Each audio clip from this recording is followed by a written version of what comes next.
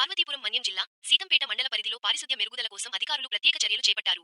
ఇందులో భాగంగా మండలంలోని పెద్దూరు మరియు పనుకువలస గ్రామ పంచాయతీలలో ఎంపీడీఓ, ఎంపీడీఓ మరియు ఇతర పంచాయతీ అధికారులు క్షేత్రస్థాయిలో పర్యటించి పారిశుద్ధ్య పనులను పరిశీలించారు. గ్రామాల్లోని వీధులు, మురుగు కాలువలను అధికారులు పరిశీలించారు. మురుగు నీరు నిల్వ ఉండకుండా ఎప్పటికప్పుడు కాలువలను శుభ్రం చేయాలని పారిశుద్ధ్య సిబ్బందిని ఆదేశించారు. ఇంటింటికి వెళ్లి చెత్త సేకరణ సక్రమంగా జరుగుతుందా లేదా అని ఆరా తీశారు. తడి చెత్త, పొడి చెత్తను వేరుచేయడంపై ప్రజలకు అవగాహన కల్పించాలని సూచించారు. ఏజెన్సీ ప్రాంతం కావడంతో దోమల ద్వారా వ్యాపించే మలేరియా, డెంగ్యూ వంటి వ్యాధుల పట్ల అప్రమత్తంగా ఉండాలని సూచించారు. నీరు నిల్వ ఉన్న గుంతల్లో ఆయిల్ బాల్స్ వేయడం, బ్లీచింగ్ చల్లడం వంటి పనులు ముమ్మరం చేయాలని ఆదేశించారు. గ్రామాల్లో పరిసరాల పరిశుభ్రత లోపిస్తే కఠిన చర్యలు ఉంటాయని హెచ్చరించారు. లను స్వచ్ఛ గ్రామాలుగా తీర్చిదిద్దడమే లక్ష్యం. పెద్దూరు, పనుకువలస పంచాయతీలలో పారిశుద్ధ్య పనులు సంతృప్తికరంగా ఉన్నాయి. అయితే మరింత మెరుగుపడాల్సిన అవసరం ఉంది అని పేర్కొన్నారు.